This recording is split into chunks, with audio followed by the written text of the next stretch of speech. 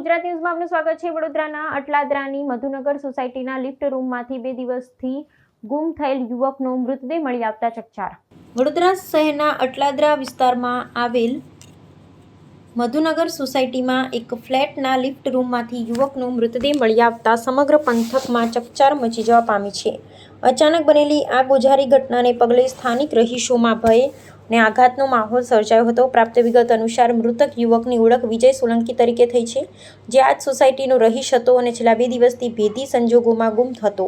પરિવારજનો તેની શોધખોળ કરી રહ્યા હતા। એ જ અરસામાં તેનો મૃતદેહ મળી આવ્યો હતો। પ્રાથમિક તપાસમાં એવી આશંકા સેવાઈ રહી છે કે ફ્લેટની લિફ્ટના મેન્ટેનન્સની કામગીરી કરતી વખતે અકસ્માતે જીવલેણ વીજ કરંટ લાગવાથી આ યુવકનું કરુણ મોત નીપજ્યું હોવું જોઈએ। ઘટનાની જાણ થતાં જ ફાયર બ્રિગેડ અને જીઈબીની ટીમો તાત્કાલિક ઘટના સ્થળે દોડી ગઈ હતી અને ભારે જહેમત બાદ મૃતદેહને લિફ્ટ રૂમમાંથી સુરક્ષિત રીતે બહાર કાઢ્યો હતો। હાલમાં અટલાદરા પોલીસે આ મામલે અકસ્માતે મોતનો ગુનો નોંધી મૃતદેહને પોસ્ટમોર્ટમ અર્થે મોકલી આપ્યો છે। પોલીસ દ્વારા આ ઘટના પાછળ કોઈ અન્ય કારણ જવાબદાર છે કે કેમ તે દિશામાં પણ સઘન અને ઊંડાણપૂર્વક તપાસ હાથ ધરવામાં આવી છે। અટલાદરા પોલીસ સ્ટેશનની સામે વુડાના મકાનો આવેલા છે।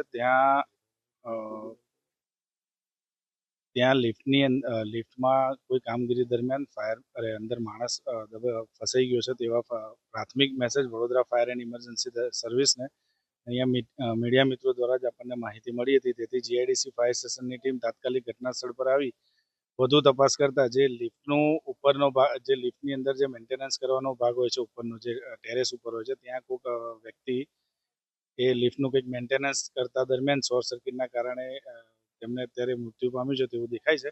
અત્યારે કેજ્યુઅલિટીને ફાયરના જવાનોએ તાત્કાલિક બહાર કાઢીને અત્યારે પોલીસને સોંપી છે। આગળની કાર્યવાહી પોલીસ કરશે।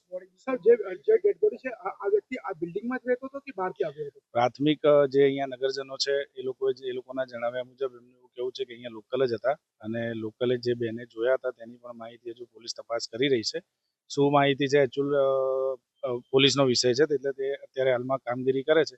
ફાયરની જે પ્રાથમિક તબક્કે તો જીબીની મદદ લઈને આપણે ઇલેક્ટ્રિક કનેક્શન કટ કરીને સેફલી એમને એ રીતે બહાર નીકાળી લીધી છે અને ઉપર અત્યારે એમનું પંચનામું ચાલે છે। સાહેબ, જે તે ડેડ બોડી તમે જોઈ શકો કેટલા દિવસની આ ડેડ બોડી લાગી રહી છે?